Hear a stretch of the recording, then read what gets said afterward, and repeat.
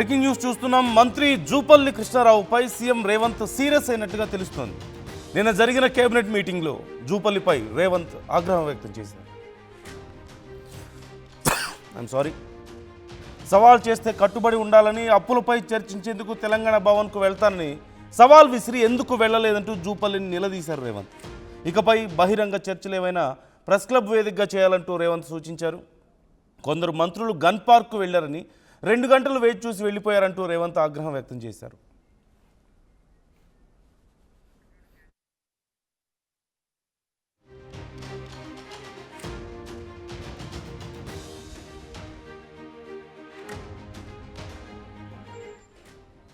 Cabinet భేటీలో ఈ అంశానికి సంబంధించి రేవంత్ చాలా సీరియస్ అయినట్లుగా తెలుస్తోంది. కేటీఆర్, హరీష్ వచ్చేంత వరకు ఎందుకు ఉండలేదంటూ ప్రశ్నించారు రేవంత్. అసలు ప్రతిపక్ష బీఆర్ఎస్ దగ్గర సరైన అంశమే లేదు, వాళ్లకు మనమే అవకాశం ఇవ్వద్దు అంటూ జూపల్లికి క్లాస్ పీకినట్లుగా తెలుస్తోంది. మనకు తెలిసిందే, జూపల్లి బీఆర్ఎస్ మధ్య పెద్ద చర్చ నడుస్తోంది. గురుకుల టెండర్లో భారీ అవినీతి జరిగిందని, మరోవైపు రాష్ట్రానికి సంబంధించిన అప్పుల విషయంలో మేము చర్చించడానికి సిద్ధంగా ఉన్నాం రండి అంటూ గన్ పార్క్కి రమ్మని చెప్పేసి ముందు బీఆర్ఎస్ కార్యాలయం అన్నారు. ఆ తర్వాత గన్ పార్క్కి రమ్మని చెప్పండి అంటూ సవాల్ విసిరారు. కేసీఆర్ ధైర్యం ఉంటే దీనికి సమాధానం చెప్పాలంటూ చెప్పారు. తీరా అక్కడికి వెళ్ళి హరీష్ రావు బయలుదేరే సమయంలో హరీష్ రావుని పోలీసులు అడ్డుకోవడం, ఆ తర్వాత అక్కడి నుంచి కాంగ్రెస్ వెళ్ళిపోవడం, కాంగ్రెస్ నాయకులు వెళ్ళిపోవడం. ఈ నేపథ్యంలో హరీష్ రావు మమ్మల్ని రమ్మన్నారు, అసలు మా కార్యాలయానికి వస్తా అన్నారు, తీరా చూస్తే గన్ పార్క్ అన్నారు, ఇష్టం వచ్చినట్లుగా ప్లేసులు మార్చుకుంటున్నారు, మాట మారుస్తున్నారంటూ విమర్శించినటువంటి తీరు మనం చూసాం. మొత్తం మీద తీవ్ర ఉద్రిక్త పరిస్థితి. ఓవైపు జూపల్లి రావడం, మరోవైపు హరీష్ రావు రావడానికి ప్రయత్నించిన నేపథ్యంలో, హరీష్ రావు కేటీఆర్ బహిరంగ చర్చకు రావాలంటూ ఆహ్వానించిన నేపథ్యంలో వారు బయలుదేరడం, ఆ తర్వాత వాళ్ళని పోలీసులు అడ్డుకోవడం, తీవ్ర ఉద్రిక్త పరిస్థితులు చోటు చేసుకున్నాయి. ఇప్పుడు దీనికి సంబంధించి రేవంత్ క్లాస్ పీకినట్లుగా తెలుస్తుంది. మీకు ఏదైనా చర్చలు ఉంటే మీరు అవకాశం ఇవ్వద్దు, వాళ్ళకి వెళ్ళి ప్రెస్ క్లబ్లో కూర్చోండి, మాట్లాడండి. గన్ పార్క్ అని, వాళ్ళ కార్యాలయం అని ఎందుకు ఇవన్నీ మాట్లాడడం అని చెప్పేసి మాట్లాడినట్లుగా తెలుస్తుంది. సో అసలు ఏం జరిగింది, రేవంత్ ఎందుకంత సీరియస్ అయ్యారు? ఓ పక్క సవాళ్ళు, ప్రతి సవాళ్ళు మనం చూస్తూనే ఉన్నాం. మరోవైపు ఈ అంశానికి సంబంధించి హరీష్ రావు కూడా కొన్ని కామెంట్స్ చేశారు. మంత్రి జూపల్లి సవాళ్ళు నిన్న చూసాం కదా, ఏమైంది అందరికీ తెలుసు, తెలంగాణ భవన్కి వస్తా అని చెప్పింది ఆయనే, మళ్ళీ వెంటనే మాట మార్చారు, గన్ పార్క్కి రమ్మని చెప్పి అక్కడికి వెళ్ళారు. గన్ పార్క్కి వెళ్లకుండా ఇక్కడేమో పోలీసులు అడ్డుకున్నారు. చర్చ కేసీఆర్ రావాలంటే ఇప్పుడు మళ్ళీ పట్టుబడుతున్నాడు. జూపల్లి వాట్సాప్లో లేఖ పెట్టారు, కాంగ్రెస్ ప్రభుత్వం వచ్చాక వాళ్ళు చేసిన అప్పులు లేఖలో రాశారు, మరి మేము వచ్చాక మరి మా లెక్కలు కూడా మేము చెప్తాం కదా అని చెప్పేసి మాట్లాడుతున్నారు. మొత్తం మీద కొంత ఉద్రిక్త పరిస్థితుల నడుమ రేవంత్ క్లాస్ పీకినట్లుగా తెలుస్తుంది. మీరు అనవసరంగా బీఆర్ఎస్కి అవకాశం ఇస్తున్నారు, అసలు వాళ్ళ దగ్గర చెప్పుకోవడానికి ఏమీ లేదు, అలాంటి వాళ్ళని మీరే సవాళ్ళు విసిరి, మీరే హైప్ ఇచ్చి వాళ్ళకి మళ్ళీ అక్కడికి రండి ఇక్కడికి రండి అని చెప్పేసి పోలీసులు వాళ్ళు అడ్డుకొని ఎందుకు లేనిపోని గందరగోళం అంతా, ప్రెస్ క్లబ్లో మాట్లాడుకోవచ్చు కదా అని చెప్పినట్లుగా తెలుస్తోంది. ఈ నేపథ్యంలో అసలు ఏం జరుగుతుంది ఈ అంశానికి సంబంధించి, రేవంత్ ఇంకా ఏం మాట్లాడారు, అలాగే ఈ సవాళ్ళు ప్రతి సవాళ్ళు ఇక్కడితో అయిపోయాయా, డీటెయిల్స్ తెలుసుకుందాం. మధు జాయిన్ అవుతున్నారు.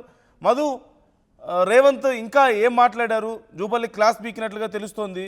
అంటే ఈ సవాళ్ళు ప్రతి సవాళ్ళు అనేది కామన్గా జరుగుతూనే ఉన్నాయి, బట్ ఎప్పుడు కూడా బహిరంగంగా మాట్లాడుకున్న సందర్భాలు లేవు. ఇప్పుడు రేవంత్ ఎందుకు సీరియస్ అయ్యారు అసలు?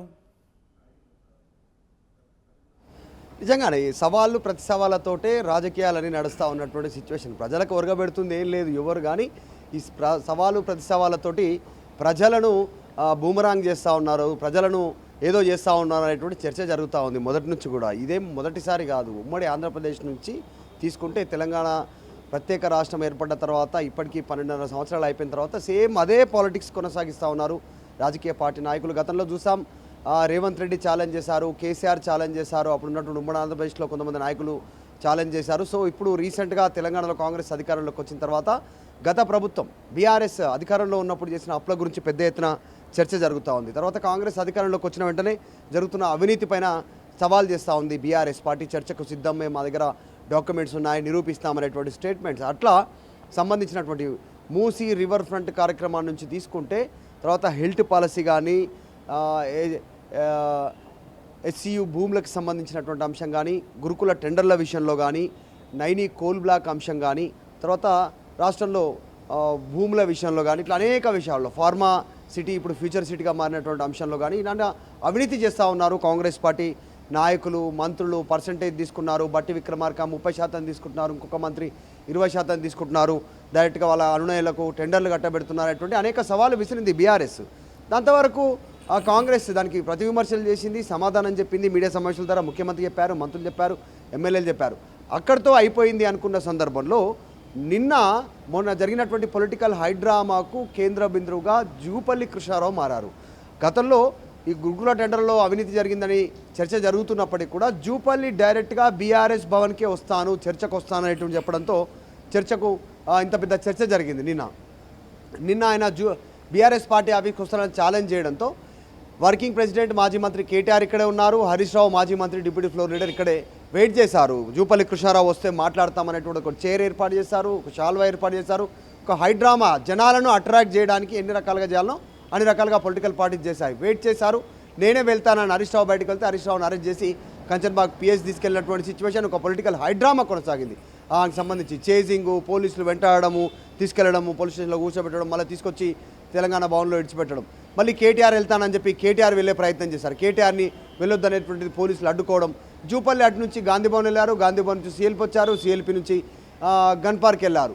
సో ఎందుకు ఇదంతా జరిగింది, ఎందుకు మీరే ఛాలెంజ్ చేస్తున్నారు, అసలు ప్రతిపక్షాల దగ్గర మాట్లాడడానికి అవకాశమే లేని విధంగా మన పరిపాలన ఉంది, ముందుకు పోతా ఉన్నాం, అన్ని సంక్షేమ పథకాలు అమలు చేస్తున్నాం, గృహోద్యోగి చేస్తూ ఉన్నాం, ధాన్యం కొనుగోలు చేస్తూ ఉన్నాం, సో ఉచిత కరెంట్ ఇస్తూ ఉన్నాం, దాంతోపాటు ఫ్రీ బస్సు ఏర్పాటు చేస్తున్నాం, రానున్న రోజుల్లో ఇంకా కొన్ని అభివృద్ధి కార్యక్రమాలు అమలు చేయబోతా ఉన్నాం.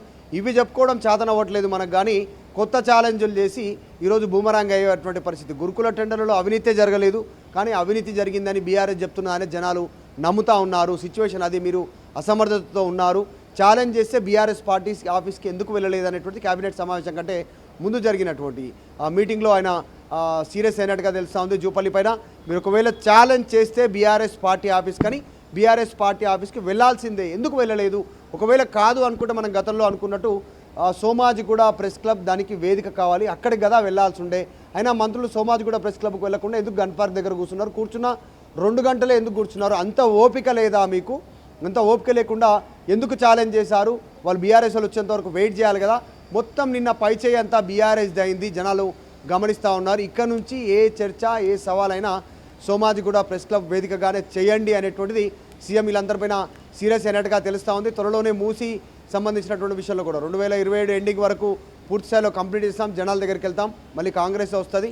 మీలాంటి వాళ్ళు చేస్తున్న చర్యల వల్ల కాంగ్రెస్ గ్రౌండ్లో పలచనవుతా ఉంది, బీఆర్ఎస్ బలం పుంజుకుంటుంది. ఇక్కడ నుంచి ఓపెన్ ఛాలెంజ్ బంద్ చేయండి. ప్రభుత్వం తరపున జూపల్లి ఇన్వైట్ చేశాడు రమ్మని చెప్పేసి, మరి హరీష్ రావు బయలుదేరితే మరి పోలీసులు అడ్డుకున్నారంటే ప్రభుత్వం ఆపినట్లుగానే ఉంటుంది కదా అక్కడ. అది ప్రభుత్వానికే ఇబ్బందికర పరిస్థితి, సమాధానం చెప్పుకోవాల్సిన పరిస్థితి. మరోవైపు ఈరోజు 5 గంటల తర్వాత కూడా ప్రెస్ క్లబ్కి రమ్మని చెప్పి జూపల్లి ఇంకో ఛాలెంజ్ చేశాడంటూ కూడా సమాచారం అందుతుంది. మరి ఈ రోజైనా ముఖాముఖి ఏమైనా ఉండే అవకాశం ఉందంటారా? ఆల్రెడీ జూపల్లి ఉదయం లేఖలు రాశారు కేటీఆర్కి, హరీష్ రావుకి. వాళ్ళ డైరెక్ట్ నెంబర్లకు వాట్సాప్ చేశారు, తర్వాత మీడియాకి రిలీజ్ చేశారు ఈ ప్రెస్ నోట్కి సంబంధించి. దాంట్లో నేను చెప్పినటువంటి విధంగా అప్పుల విషయంలో నేను క్లారిటీ ఇవ్వకపోతే రాజీనామా ఎన్నిక సిద్ధంగా ఉన్నా, కల్వకుంట్ల పౌరుషమా, హరీష్ రావు తన్నీరు పౌరుషమా, లేకుంటే పాలమూరు పౌరుషమా అనేటువంటి స్టేట్మెంట్ చేస్తూ పంపించారు. అంటే మళ్ళీ నిన్న డ్యామేజ్ జరిగింది కాంగ్రెస్ పార్టీకి తీవ్ర స్థాయిలో గ్రౌండ్లో, కాబట్టి ఆ డ్యామేజ్ని కంట్రోల్ చేసుకునేటువంటి విధంగా ఈరోజు ప్రెస్ క్లబ్కి చెప్తే, ఈరోజు ప్రెస్ క్లబ్కి 5 గంటలకు వస్తాననేటువంటిది మళ్ళీ జూపల్లి కృష్ణారావుకు బూమరాంగ్ అయింది. ఎందుకంటే హరీష్ రావు డైరెక్ట్గా సంగారెడ్డిలో మాట్లాడుతూ నువ్వొక లెక్క చెప్తా ఉన్నావు, 1 లక్ష చిల్లర 1,80,000 కోట్ల అప్పు చేశామనేటువంటిది నువ్వు చెప్తా ఉన్నా, మీ ముఖ్యమంత్రి డైరెక్ట్గా 3 లక్షల కోట్లకు పైగా అప్పు చేశామనేటువంటిది అసెంబ్లీలో చెప్పాడు. ఇది వీడియో జూపల్లి విను చూడు అనేటువంటిది ఆ వీడియో పంపారు. జూపల్లి మాట్లాడిన వీడియో పంపారు, శాసనసభలో మాట్లాడినటువంటి వీడియో పంపారు. ఇక చర్చకు తావే లేదు వాస్తవానికి. ఇప్పుడు మరి జూపల్లి వెళ్తారా, వెళ్ళినా ఏం సమాధానం చెప్తారు? ఎందుకంటే అసెంబ్లీలో డైరెక్ట్గా రేవంత్ రెడ్డి మాట్లాడినటువంటి వీడియోను హరీష్ రావు జూపల్లి కృష్ణారావుకు పంపారు. ముఖ్యమంత్రి ఒక లెక్క, నువ్వు ఒక లెక్క ఎట్లా చెప్తారు? ఒకటే లెక్క ఉంటుంది కదా, అది కూడా చెప్పి 4 నెలలు అవుతుంది అసెంబ్లీలో. సో అప్పటి నుంచి ఇప్పటివరకు ఇంకా లెక్కేసుకుంటే మీరు తీసుకొచ్చిన అప్పులు లెక్కేస్తే 4 లక్షల కోట్లు కాంగ్రెస్ పార్టీ అప్పు చేసింది 2.5 సంవత్సరాలలోనే. మీరా మమ్మల్ని అనేది 10 సంవత్సరాలలో మేము 4 లక్షల కోట్లు అప్పు చేస్తే 2.5 సంవత్సరాలలో కాంగ్రెస్ పార్టీ 4 లక్షల కోట్ల అప్పు చేసింది. మీరు మాకు సవాలు విసురుతారా? ఫస్ట్ సమాధానం క్లారిటీ తీసుకోండి. ముఖ్యమంత్రి కరెక్టా, మంత్రి కరెక్టా? రేవంత్ రెడ్డి చెప్పింది నిజమా, జూపల్లి నువ్వు చెప్తుంది నిజమా, ఫస్ట్ క్లారిటీ తీసుకో, దాని తర్వాత చర్చిద్దామనేటువంటిది ఒక్క మాటలో ఆయన కొట్టిపారేశారు. సో ఈరోజు మరింత డ్యామేజ్ జరుగుతూ ఉంది కాంగ్రెస్ పార్టీకి. సవాలు విసురుతూ ఉన్నారు, కాకపోతే ఆ వ్యూహాత్మకంగా సవాలు ఉండట్లేదు వాళ్ళు విసురుతున్నటువంటి సవాలు. సో మరింత డ్యామేజ్ అవుతూ ఉంది. ఈరోజు విషయంలో కూడా ముఖ్యమంత్రి జూపల్లి పైన సీరియస్ అయ్యేటువంటి అవకాశం కనిపిస్తూ ఉంది. నిన్నటి వరకు ఆయన ఏమున్నా ప్రెస్ క్లబ్లో చూడాలంటే దాని కంటిన్యూటే తీసుకున్నారు. అంటే మక్కి సీఎం ఏం చెప్పారు, ప్రెస్ క్లబ్లో చర్చ పెట్టండి అంటే నిన్నటితో అయిపోయింది, పులి స్టాప్, ఈరోజు చర్చ లేదు, అయిపోయింది. కానీ మళ్ళీ జూపల్లి సవాలు విసి సోమాజిగూడ ప్రెస్ క్లబ్కి వెళ్ళిపోయారు. నిన్న ముఖ్యమంత్రి చెప్పినని వెళ్ళమని ముఖ్యమంత్రి చెప్పలేదు, ఏదైనా ఉంటే అక్కడే పెట్టుకోండి అని చెప్పారు. కానీ మళ్ళీ ఈరోజు సోమాజిగూడకి వెళ్ళిపోయినటువంటి పరిస్థితి కాస్త బూమరాంగ్ అయ్యే అవకాశం ఉంది. దీన్ని బీఆర్ఎస్ చాలా లైట్ తీసుకుంది. ఆల్రెడీ కాంగ్రెస్ తేలిపోయింది, బీఆర్ఎస్ చెప్తుంది జనాలకు రీచ్ అయింది అనేటువంటి ఒక భావనలో బీఆర్ఎస్ పార్టీ ఉంది. సో నిన్న ముఖ్యమంత్రి చాలా సీరియస్ అయ్యారు. జూపల్లి మీద మీరు చేసినటువంటి సవాలు పైన నిలబడండి, ఇట్లా ఫాల్స్ సవాలు చేసి పలచన కాకండి, కాంగ్రెస్ పార్టీని పలచన చేయకండి, ఇక్కడ బీఆర్ఎస్ని బలపరచకండి అనేటువంటి స్టేట్మెంట్ సీరియస్ అయినట్టుగా తెలుస్తూ ఉంది. అంటే ఇప్పుడు బీఆర్ఎస్ వెళ్ళే పరిస్థితి లేదంటారా ఈరోజు 5 గంటల తర్వాత? అంటే మంత్రి చెప్తున్నటువంటి లెక్కలకు, ఆయన రాసినటువంటి లేఖలలో దాని లెక్కలకు సంబంధమే లేదు. ముఖ్యమంత్రి చెప్తా ఉంది 3 లక్షల కోట్లు అప్పు చేస్తామని ముఖ్యమంత్రి చెప్తా ఉన్నారు. అది కూడా నిండు శాసనసభలో చెప్పారు సమాధానంగా. మీరు 1,80,000 కోట్లు అంటున్నారు, ఎట్లా దానికి పొంతన ఎట్లా ఉంది? 3.5 లక్షల కోట్లు ఆయన అంటే 1,80,000 కోట్లు అని మీరు ఎట్లా అంటారు అనేటువంటిది. వాస్తవానికి చెప్పాలంటే నందు ఇక్కడ మొత్తం బీఆర్ఎస్ కాంగ్రెస్ పార్టీ, కాంగ్రెస్ ప్రభుత్వం అందుతున్న సమాచారం జూపల్లి ఆల్రెడీ ప్రెస్ క్లబ్కు వెళ్ళారట. అక్కడికి వెళ్ళి రండి మరి బీఆర్ఎస్ నేతలు ఎక్కడ అని చెప్పేసి సవాలు విసురుతున్నారట. మరి బీఆర్ఎస్ ఎలా రెస్పాండ్ అవుతుంది అనేది చాలా ఇంట్రెస్టింగ్గా ఉంది. ఇప్పుడు ఒకవేళ బీఆర్ఎస్ మనం మాట్లాడుకుంటున్నట్లుగా ఇప్పుడు మొన్న రమ్మని చెప్పి రాలేదు, మరి ఇవంతా అవ్వడం లేదు కాబట్టి మేము లైట్ తీసుకుంటున్నాం అని బీఆర్ఎస్ లైట్ తీసుకుంటే ఇదేమన్నా ప్రభుత్వం పై చేయి సాధించినట్లు అవుతుందంటారా? వాళ్ళకి ఏమైనా ఫేవర్ అవుతుందా బీఆర్ఎస్ రాకపోతే? అంటే ఎగ్జాక్ట్ ఆల్రెడీ సంగారెడ్డిలో హరీష్ రావు లేఖ రాశారు జూపల్లి కృష్ణారావుకి. 2 వీడియోలు పంపారు ఆయన వాట్సాప్కి, జనాల మీడియా కూడా రిలీజ్ చేశారు. ఆ వీడియోలో ఉన్న సారాంశం ఏది? జూపల్లి చెప్తున్న లెక్కలు, కాంగ్రెస్ ప్రభుత్వం చేసినటువంటి అప్పులు, ఇటు బీఆర్ఎస్ హయాంలో చేసినటువంటి అప్పులకు సంబంధించి లెక్క చెప్తా ఉన్నారు. దాంట్లో కాంగ్రెస్ 1,80,000 కోట్లు కాంగ్రెస్ అధికారంలోకి వచ్చినాక అప్పు చేసిందని చెప్తా ఉన్నారు, అంటే సొంత ప్రభుత్వం.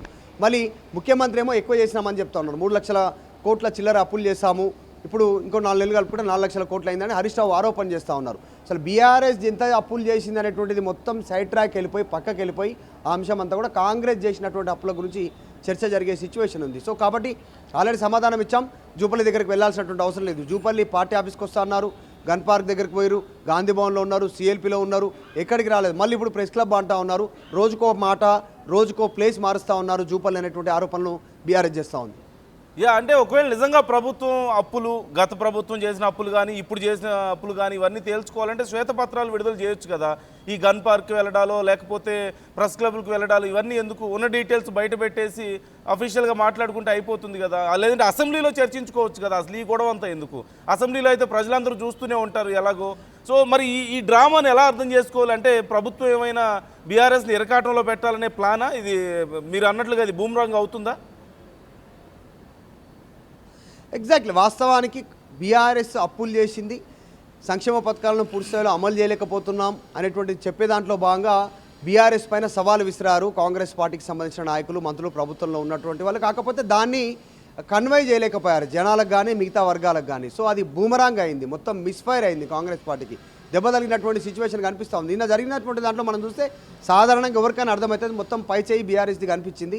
ఎందుకంటే హరీష్ రావుని అక్కడికి వెళ్లకుండా అడ్డుకోవడం, జూపల్లి ఇక్కడికి వస్తాడని రాకపోవడం, అంటే బీఆర్ఎస్ పార్టీ ఆఫీస్కి వస్తానని చెప్పి రాకపోవడం అనేటువంటిది ఒకటి మైనస్గా కాంగ్రెస్ పార్టీకి వాళ్ళ ఖాతాలో పడితే, వీళ్ళని ఇక్కడ నుంచి అక్కడికి పోనీయకుండా అడ్డుకోవడం అనేటువంటిది మరొక మైనస్ ఖాతాలో పడ్డటువంటి పరిస్థితి. కేటీఆర్ పోతాడంటే కేటీఆర్ని పోనీయకపోవడం, ఇది కాదు మీ ముఖ్యమంత్రి సమాధానం చెప్పాలి, లేదంటే ఇంకా వేరే ప్లేస్ అయినా ఓకే అని చెప్పిన అప్పుడు కూడా, అంటే కంచర్బాగ్ పోలీస్ స్టేషన్కి వచ్చినా ఓకే అనేటువంటిది కూడా చెప్పలేకపోయినటువంటి సిచ్యువేషన్ ఉంది. కేటీఆర్ కూడా నేను సవాల్ విసిరారు, ఇంకెక్కడైనా మీడియా హౌస్లో కూడా లైవ్ చర్చలకు కూడా సిద్ధమనేటువంటి స్టేట్మెంట్ చేశారు. కరెక్ట్గా ముఖ్యమంత్రి రావాలంటూ డిమాండ్ చేస్తూ ఉన్నారు. సో వీటన్నిటి నేపథ్యంలో మరి డైరెక్ట్గా రేవంత్ రెడ్డి ముఖ్యమంత్రి దీంట్లో ఇన్వాల్వ్ అయ్యి ఆయన బయట మీడియా ముందుకు వచ్చి మాట్లాడితే తప్ప ఇష్యూకి ఒక క్లారిటీ వచ్చే అవకాశం లేదు.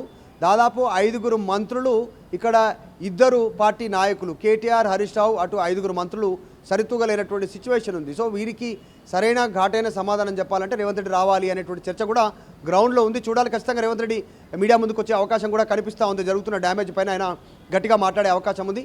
సో మంత్రుల పైన ముఖ్యమంత్రి సీరియస్ అయ్యారు. మీరు సవాలు విసిరితే నిలబడండి, దానిపైన అట్లాగే ముందుకు పోండి. ఇట్లా వెనకాలకు అంటే ప్లేసెస్ మార్చడం వల్ల కాంగ్రెస్ పార్టీకి డ్యామేజ్ కావడంతో పాటు బీఆర్ఎస్ ప్లస్ అవుతా ఉంది అనేటువంటి స్టేట్మెంట్ చేసినట్టుగా తెలుస్తూ ఉంది. అంటే కేసీఆర్ కూడా వచ్చి సమాధానం చెప్పాలి నా ప్రశ్నలకు అని చెప్పి జూపల్లి అంటున్నారట, చర్చకి రావాలని చెప్పేసి. మరి కేసీఆర్ ప్రస్తావన వచ్చినప్పుడు బీఆర్ఎస్ రెస్పాన్స్ ఏంటి ఈ విషయంలో? ఎగ్జాక్ట్లీ, అంటే మీ స్థాయికి, మీ ముఖ్యమంత్రి స్థాయికి మేము ఇద్దరమే చాలు, మేమే అసెంబ్లీలో మిమ్మల్ని అన్ని రకాలుగా సమాధానాలు చెప్తా ఉన్నాము, ప్రభుత్వానికి అన్ని డీటెయిల్స్ నెంబర్స్తో చెప్తా ఉన్నాము అనేటువంటి స్టేట్మెంట్ వీళ్ళ దూకుడుగానే చెప్తా ఉన్నారు. మరి కేసీఆర్ రావాలంటే రాహుల్ గాంధీ రావాలనేటువంటి స్టేట్మెంటు బీఆర్ఎస్ చేస్తూ ఉంది దీనికి సంబంధించి. సో ఒకరిపైన ఒకరు స్టేట్మెంట్లు చేసుకోవడం, సవాలు విసురుకోవడం, ఒకరిపైన ఒకరు నెపాన్ని నెట్టుకోవడంతో జనాలు కూడా గమనిస్తున్నారు. ఇది ఎక్కువ ప్రోలాంగ్ అయితే ఇద్దరికి నష్టమే, అటు బీఆర్ఎస్కి ఇటు కాంగ్రెస్కి. మధ్యస్థంగా బీజేపీకి లాభమే పరిస్థితి కూడా ఉంటుంది. ఆల్రెడీ ఇప్పటికే బీజేపీ స్టేట్మెంట్ చేసింది, జనాలను తెలంగాణలో పిచ్చోలం చేసే ప్రయత్నం చేస్తున్నారు. 10 ఏళ్ళు ఉన్నప్పుడు బీఆర్ఎస్ జనాలను పిచ్చోలం చేస్తే మిమ్మల్ని మోసం చేసింది బీఆర్ఎస్ అని చెప్పేసి మరోసారి పిచ్చోలం చేసేలాగా కాంగ్రెస్ అధికారంలోకి వచ్చి ఇప్పుడు ఇద్దరు కలిసి డ్రామాలాడి మళ్ళీ జనాలను పిచ్చోలం చేస్తూ ఉన్నారు అనేటువంటి స్టేట్మెంట్ బీఆర్ఎస్ పార్టీ నాయకులు బండి సంజయ్ ఆల్రెడీ చేశారు, కేంద్ర హోంశాఖ సహాయ మంత్రి. సో ఈ డ్రామా ప్రొలాంగ్ అయితే ఖచ్చితంగా బీజేపీ దీన్ని తమకు అనుకూలంగా మార్చుకునే అవకాశం కూడా కనిపిస్తూ ఉంది. ఇప్పుడు మొత్తం అసలు ఈ గొడవంతా నిజంగానే చర్చకు వెళ్ళడం ఉద్దేశమా, లేకపోతే ఇంకేదైనా డైవర్షన్స్ కానీ లేకపోతే ఇంకేదైనా ఇంటర్నల్ అజెండాస్ ఉండే అవకాశం ఉందా? ప్రజల్లో ఏం చర్చ నడుస్తుంది?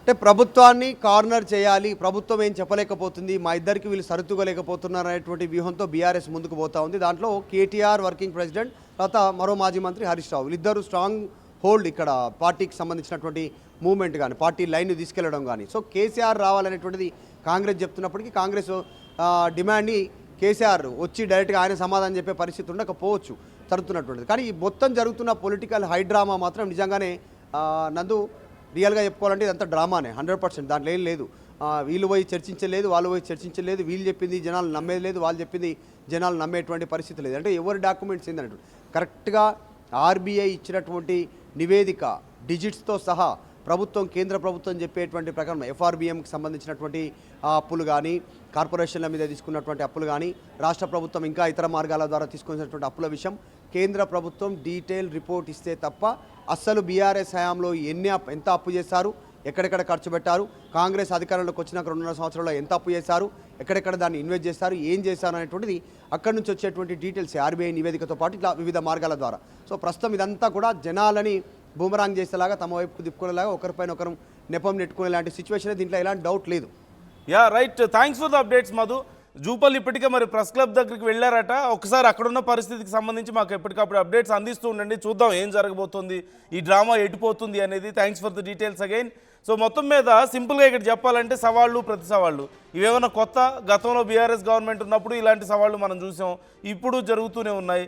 అండ్ గతంలో ఇలాగే ఒకసారి అమరవీరుల స్తూపం దగ్గరికి కేటీఆర్ వెళ్ళారు, అక్కడ చాలాసేపు కూర్చున్నారు, అప్పుడు పెద్ద ఛాలెంజ్ చేశారు, కానీ అక్కడేం అవ్వలేదు. ఇప్పుడు అలాంటిదే కనిపిస్తుంది. కాకపోతే ఇక్కడ నిజంగా చిత్తశుద్ధి ఉంటే జూపల్లికి, సరే ప్రభుత్వంలో ఉన్నారు కాబట్టి చిత్తశుద్ధి ఉంటే గతంలో చేసిన అప్పులు ఎంత, ఇప్పుడు చేసిన అప్పులు ఎంత అనేది నిజంగా ప్రజల ముందు పెట్టాలన్న ఉద్దేశం అయితే శ్వేతపత్రాలు రిలీజ్ చేయండి, లేదంటే ఆర్బీఐ ఇచ్చిన నివేదికలు రిలీజ్ చేయండి, కేంద్ర ప్రభుత్వం ఇచ్చినటువంటి ఆ నివేదికలు రిలీజ్ చేయండి. ఇవన్నీ కూడా కాదు అనుకుంటే ఒకసారి డైరెక్ట్గా అసెంబ్లీలో కూర్చోండి, బీఆర్ఎస్, కాంగ్రెస్, బీజేపీ అందరూ ఒకసారి ఎవరైతే ఎమ్మెల్యేలు గెలిచారో అందరూ కూర్చొని ఒక్కసారి ప్రజల ముందు, అసెంబ్లీ చర్చలు అంటే ఖచ్చితంగా ప్రజలు చూస్తారు కాబట్టి అసెంబ్లీలో కూర్చొని డిస్కస్ చేయండి, అక్కడ బయట పెట్టండి నిజంగా ఏది నిజమో ఏది అబద్ధమో. అంతే తప్ప ఈ డ్రామాలన్నీ ఎందుకు? ఓ పక్క నిజంగా కేటీఆర్, హరీష్ రావు అక్కడికి రావాలని కనుక ప్రభుత్వానికి ఉద్దేశం ఉంటే వాళ్ళని పోలీసులను పెట్టి ఎందుకు అడ్డుకోవాలి? పిలిచింది మీరే కదా. మరి వాళ్ళు వస్తున్నప్పుడు వాళ్ళని అడ్డుకున్నారంటే దాని అర్థం ఏంటి? వాళ్ళు రావడం ఇష్టం లేదని కదా. ఇప్పుడు జూపల్లి మళ్ళీ ప్రెస్ క్లబ్ దగ్గరికి వెళ్ళారంటూ తెలుస్తోంది. బీఆర్ఎస్ ఏమో ఆల్రెడీ ఒకసారి టైం ఇచ్చారు, మేము వెళ్ళాము, బట్ వెళ్ళడానికి ప్రయత్నించాము, మమ్మల్ని రానివ్వలేదు, ఇదంతా డ్రామా అని చెప్పి చెప్తున్నారు. ఇప్పుడు జూపల్లి అక్కడికి వెళ్ళి మళ్ళీ ఛాలెంజ్లు చేస్తున్నారంటూ తెలుస్తుంది. సో వ్యూవర్స్ మీకేమనిపిస్తుంది ఈ డ్రామాలన్నీ చూస్తుంటే? ఇది నిజంగా చర్చ చేపట్టే ఉద్దేశమేనా, లేకపోతే just for the sake of entertainment అని అనుకోవాలా, అంటే పొలిటికల్ ఎంటర్టైన్మెంట్ లాగా అనుకోవాలా దీన్ని? ఎందుకంటే గతంలో కూడా చాలా ఛాలెంజ్లు చూసాం. ఈవెన్ రేవంత్ రెడ్డి కేసీఆర్కి సవాళ్ళు విసిరారు, అలాగే రేవంత్ రెడ్డి కేటీఆర్ మధ్యలో సవాళ్ళు మనం చూసాం. గన్ పార్క్ దగ్గర, లేదంటే అమరవీరుల స్తూపం దగ్గర, ఇలాంటివి ఎన్నో మనం చూసాం. మరి ఏమైపోయినాయి ఇవన్నీ? మరి ఇప్పుడు కొత్తగా ఈ డ్రామా ఎందుకు? దీనివల్ల ఏదైనా ఉపయోగం ఉంటుందా? నిజంగా ప్రజలకి నిజాలు చెప్పాలంటే ఇదే నా మార్గం. సరే, ఎనీవే చూద్దాం వాట్స్ గోయింగ్ టు హ్యాపెన్ అనేది. Let's wait and see. ఇప్పుడు ప్రెస్ క్లబ్ దగ్గర జూపల్లి వెళ్ళారంటూ తెలుస్తోంది. మరి బీఆర్ఎస్ వెళ్తుందా? కేటీఆర్ కానీ హరీష్ కానీ అక్కడికి వెళ్తారా? వెయిట్ చేసి చూద్దాం ఏం జరగబోతుంది అనేది. ఈ అంశానికి సంబంధించి ఆర్టీవీ ఎప్పటికప్పుడు మీకు డీటెయిల్స్ అందిస్తూనే ఉంటుంది. మీ అభిప్రాయాలు కూడా మాతో షేర్ చేసుకునే ప్రయత్నం చేయండి.